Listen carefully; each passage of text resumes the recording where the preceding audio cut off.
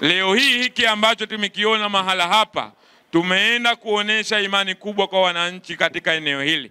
Ni imani yangu wananchi wa Ipinda na wananchi wa wilaya hii kwa ujumla, kwa kweli wanaendelea kujionea faraja kupitia miundombinu ya maji.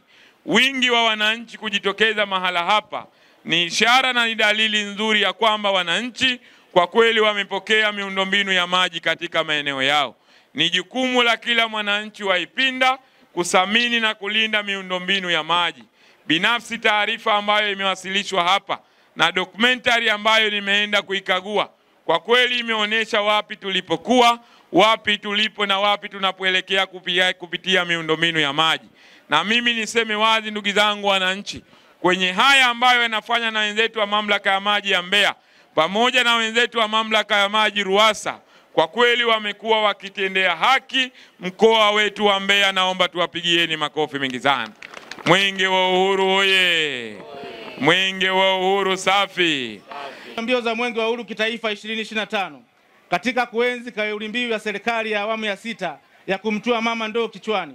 Mradi utakapokamilika utanufaisha zaidi ya wananchi 10,000 kwa kupata huduma ya maji safi na salama kwa urahisi na kuboresha afya na ustawi wa jamii kwa kupunguza magonjwa ya mlipuko.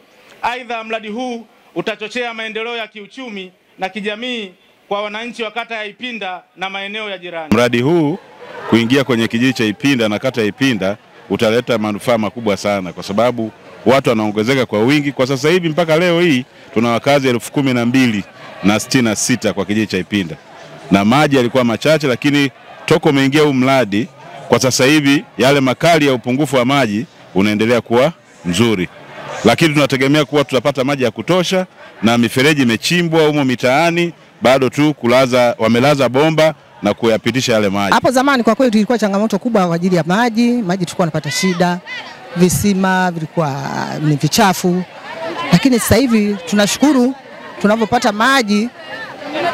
Nafikiri tutanufaika wananchi wa Ipinda kwa sababu mabomba wametuletea mengi sana, na huu mradi nafikiri ukiimarika wananchi tutafurahi, tutanufaika zaidi na tutapona habari ya kuhangaika wakina mama wametutua ndoo kichwani.